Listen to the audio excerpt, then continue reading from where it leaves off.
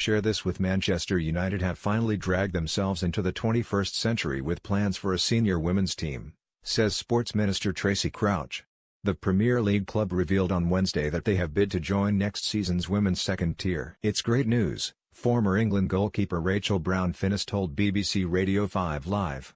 "In this day and age, it was a bit bizarre that Manchester United weren't being progressive in forming a team.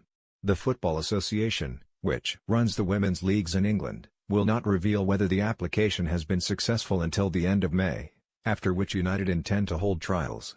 But what has taken football's richest club so long? What will it cost, and are they likely to succeed in the women's game?"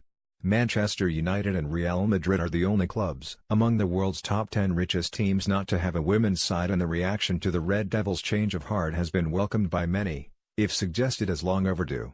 United disbanded their senior women's team in February 2005, months before the Glazer family took charge and England hosted that year's Women's European Championship. The team was described as not being part of the club's core business.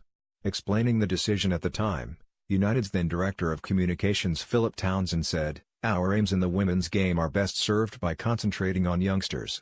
But in January, the FA announced an extra £50 million worth of investment in women's and girls' football. Matches are increasingly being broadcast live on television, and the Women's FA Cup final has been held at Wembley since 2015. And it just so happens that the most successful team in the country right now are Manchester City. Coincidence? Senior sources at Manchester United estimate the cost of setting up and running a women's team from scratch would be around £5 million, and it's estimated that it costs about £1 million each year for the top two teams in the country, Manchester City and Chelsea, to run their operations. But it can be done on a cheaper budget.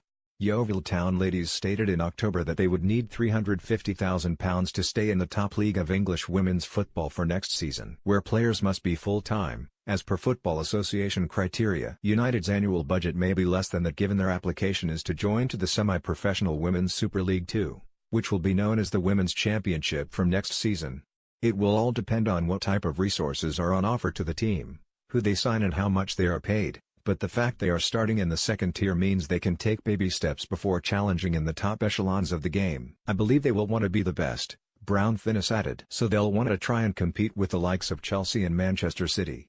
Up until their Continental Cup League Cup final defeat by Arsenal on 14th of March, Manchester City held all three major trophies in English football. They won the Women's Super League One title in the last full top-flight season in 2016 and lifted last year's FA Cup in front of a record crowd for a women's game at Wembley of 45,619. In recent seasons, they have battled with Chelsea for the major honours, and both are hoping to ensure the two English sides reach the Champions League semi-finals for the first time. Historically, Arsenal dominated English women's football, having won a record 14 Women's FA Cups.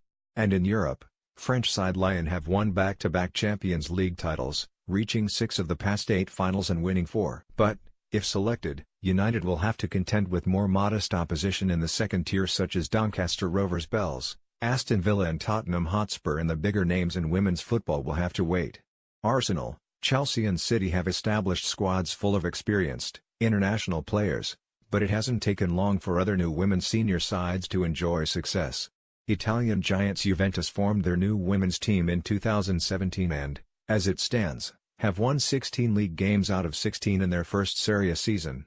Additionally, Manchester City did not join the WSL until 2014, but within their first 12 months as a professional side, won their first trophy, the League Cup. It took them only until their third full season to win their first league title, and in 2016-17 they reached the last 4 in Europe. Former Manchester United player Phil Neville, who said he would urge United to start a team when he was appointed England head coach in January, said the development was great news for the women's game.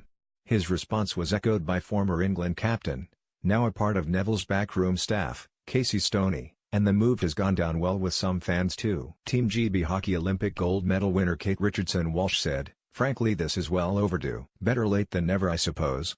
Analysis, BBC Sports. Simon Stone. Club insiders are adamant that the women's team will be embedded with the ideals ingrained within the men's setup. So, there will be a strong commitment to the idea of bringing players through from the junior ranks into the first team. Trials will be held in June. But before that, United need a general manager and a head coach. There is, of course, the possibility the Football Association will turn down the application. However, Given the clamor to get United into the women's game in the first place, that would seem most improbable. You can now add WSL1 notifications for lineups, goals, kickoff, halftime and results in the BBC Sport app. Visit this page to find out how to sign up. Share this with